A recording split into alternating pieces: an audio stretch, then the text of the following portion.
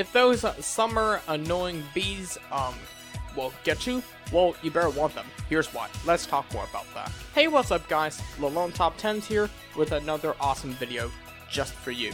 Now, save the bees. From Costco campaigns to your local tree hugger, this phrase has been tossed around a lot lately in the news and in the media. But if you thought it wasn't important, well, think again. Bees actually make huge contributions to our agriculture and, consequently, our agro-business.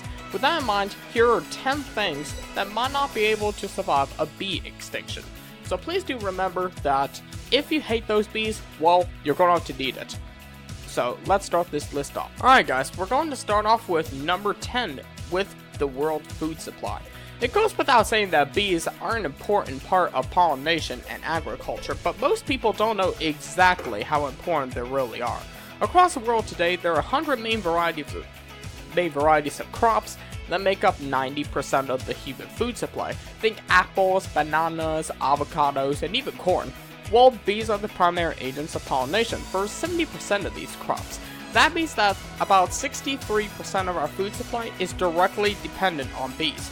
While there are other species of pollinators, their effect is minuscule compared to that of the bees. Bats, for example, are the next biggest pollinator, but they prefer plants with dull flower colors. These dull crops like agave, guava, figs, and dates, well, make up far less of the global food market share, and they wouldn't be enough to sustain 7 billion human beings. Unless, of course, we all want to live on figgy pudding. Alright, let's go on to number 9 now with the coffee industry. Everyone knows coffee. I even need coffee sometimes to start my morning. Well, in addition to various fruits and vegetables, bees are also the primary pollinators for coffee, so without bees, our world's coffee supply would dwindle, and the industry would lose its profitability. At first thought, this seems pretty inconsequential. Caffeine is not a human quote-unquote need. And the end of coffee would be famine, but a surprising amount of the world's industry lies on coffee production and sales. In 2016 alone, Starbucks coffee ranked in $21.3 billion in gross sales, and as of May 2017, the chain had approximately 245,000 employees.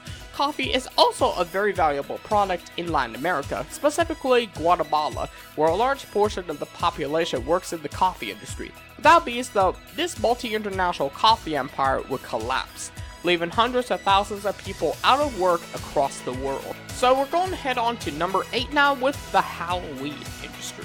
Well, honeybees, squash bees, and bumblebees are the 3 main pollinators for pumpkins, and a handful of other bee varieties contribute to their pollination as well. Alright, just remember that. Now, compared to the average crop, pumpkins are most often grown on small family farms, with independent farmers harvesting over 1 billion pounds of pumpkin each year. Considering the variety of crops that local farmers grow, the loss of pumpkins would be heavy but survivable blow for their farms. However, for the Halloween industry, where 170 million consumers spend about $850 million each year on carving their jack-o'-lanterns, the lack of pumpkins would be a huge loss of profit for the holiday. While seasonal Halloween businesses would likely go under, as would pumpkin-dependent farms. Plus, what's Halloween without pumpkins? Ghostface? We'll find out about that hopefully soon. Alright, we're going to wear on to number 7 with the clothing industry. Cotton is the most popular fabric material in America today. Historically, cotton was one of the biggest cash crops to ever grow on American soil, and much of the country's history is a direct result of the plant. Today, it's estimated that 60% of women's clothing and 75% of men's clothing contain cotton as the main material, with roughly half of all clothing products on the US market containing purely cotton.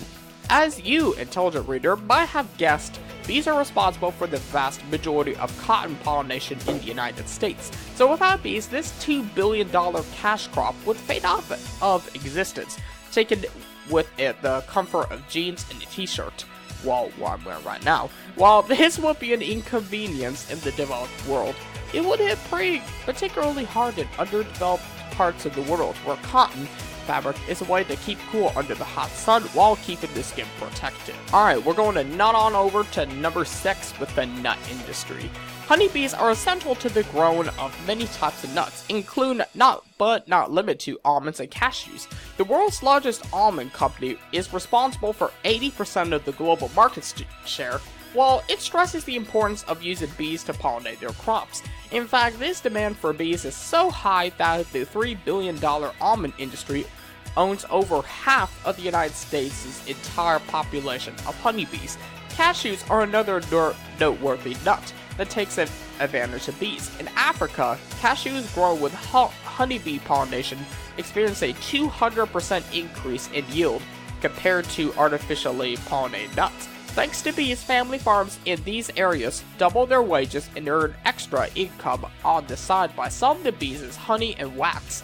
If the bees went extinct, not only would the world's nut production decrease significantly, but many micro businesses in developing areas would be put out of business as well.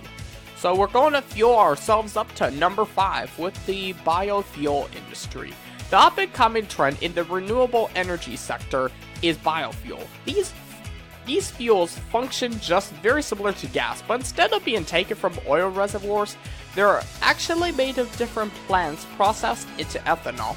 This new technology has the ability to revolutionize the fuel industry and create a more sustainable way to power transportation, and many companies are already taking advantage of it, especially in Canada.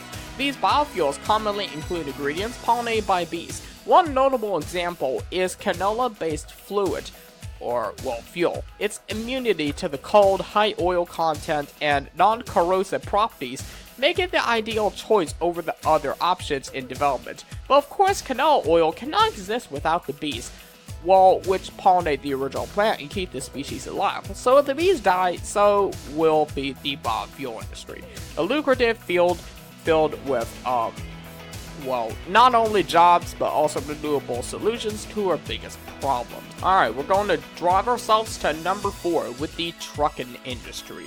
When most people think of the trucking industry, fruits and vegetables aren't what comes to mind, but in reality, there is a high demand for truck drivers to transport food across the country while keeping it fresh and safe. The biggest company currently in the United States is Dot Foods, which works with 830 manufacturers to transport food across the country.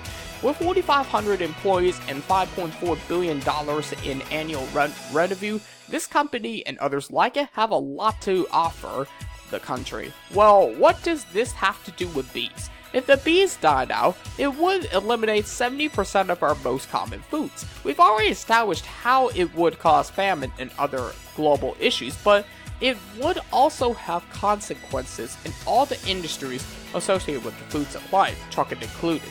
With 70% fewer fruits and vegetables to transport, the bee extinction will be a pricey loss considering the jobs and revenue attached to food transportation alone. Alright, we're going to butcher ourselves to number 3 with the meat industry.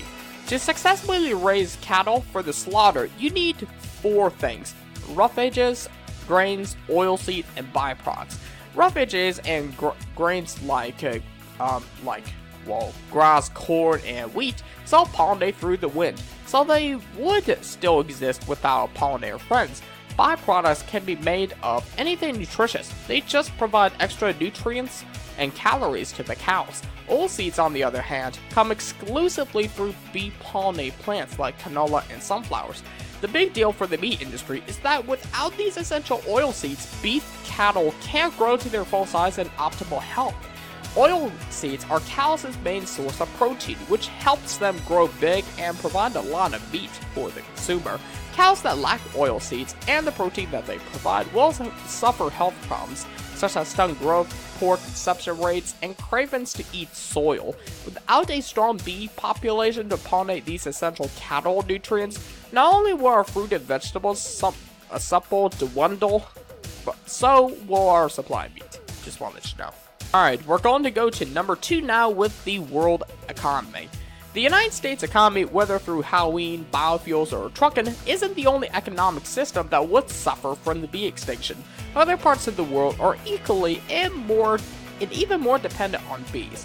In many parts of Latin America, the sale of bananas sustains the economy. These countries export an average of 13 million tons of bananas annually, compared to about 2 million tons from Asia and 600,000 tons from Africa. In Asia, main agricultural products include cotton, oilseeds, and various fruits. These account for nearly 4% of China's GDP. The African economy also thrives on unique species of fruits and vegetables, as well as our oil-based agricultural products. As a 2 reader knows by now, all of these crops are pollinated by bees and will go extinct when the bees do. Honeybees alone provide about $15 billion worth of crops all over the world each year, and many species, or I should say every species of bee, combined provides over $30 billion in annual crop revenue.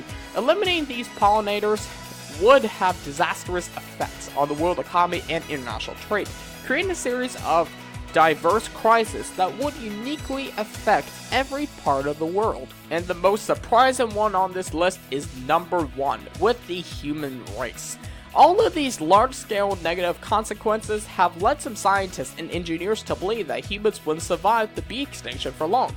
Many others are still skeptical of this theory, like BBC Science Focus correspondent, who takes a more moderate stance and argues that the bee disappearance won't be an extinction level event for humans, but it would cause widespread economic hardship and possibly famine.